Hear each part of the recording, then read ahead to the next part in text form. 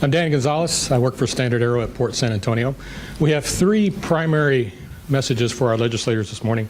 One, we'd like to advise them on the status of a contract that was recently awarded to the Lockheed Martin Standard Aero team at Port San Antonio, and that was for the maintenance and repair of a T-56 engine that powers a C-130 aircraft.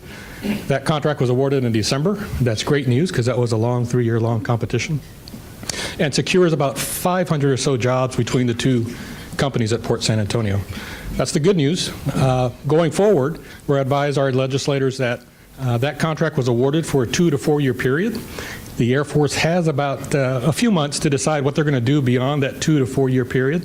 And obviously, as contractors, we'd like an opportunity to compete for that work again going forward. So as that evolves, we'll stay in touch with our legislators.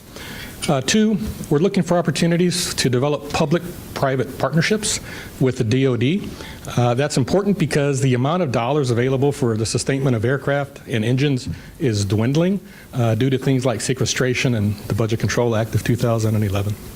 And so what we're looking for is opportunities to share in the workloads, to share in the risks, to share in the investments so that we can have successful contracts going forward, much like we did with the T-56 contract I just mentioned, where both the DoD and commercial entities invested at the beginning of that contract into facility re-engineering, into equipment upgrades, into facility upgrades, allowing that work to now be, those engines to be produced in about half the time they were produced before, and increase the reliability by almost a factor of 2.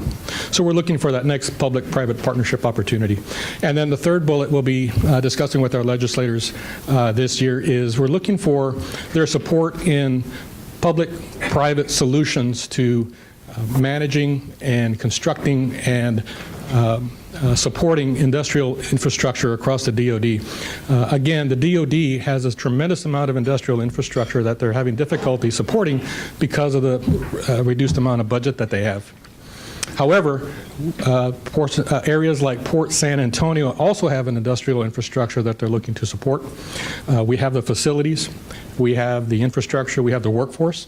We have a workforce development program through the Alamo Aerospace Academies that we can bring to bear to help the DoD support their needs to reduce cost and reduce infrastructure, should they decide to relocate work, close bases, or transition work from one place to another. We have a location that can help them do that and bring their costs down. So those are our three bullets. If you have any questions, please don't hesitate to ask me.